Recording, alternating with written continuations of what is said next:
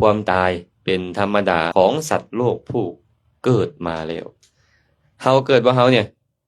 เกิดมาแมวเกิดบ่เกิดตายเป็นธรรมดาบ่ตายสิ่งใดที่เฮาประเสริฐกว่าหมากว่าแมวฮะสิ่งใดความรู้ว่าอันนี้เป็นบาปเป็นบุญเป็นคุณเป็นโทษรู้ว่าอันนี้ดีอันนี้ชั่วรู้ว่าอันนี้ควรเฮ็ดบ่ควรเฮ็ดรู้ว่าอันนี้ควรประกอบบ่ควรประกอบรู้แล้วเนี่ยไอ้ความรู้นี่น่ะมันเฮ็ดให้เราประเสริฐกว่างัวควายฝากคาถาหนึงให้แมวค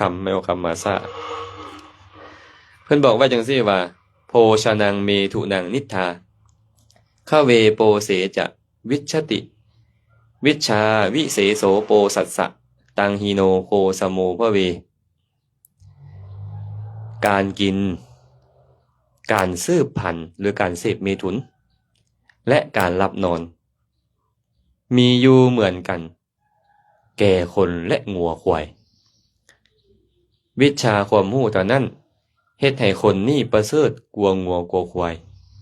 หากคนบ่มีวิชาความรู้ก็ต่ำสามเหมือนกับงัวกับควายนะจือเด้อ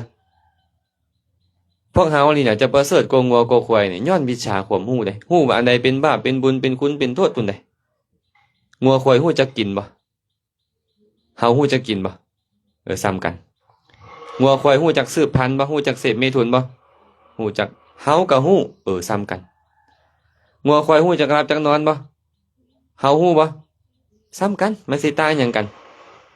ก็บ่ต่างหยังจากงัวจากควายจากสัตว์เดรัจฉานคันมี3อย่างนี้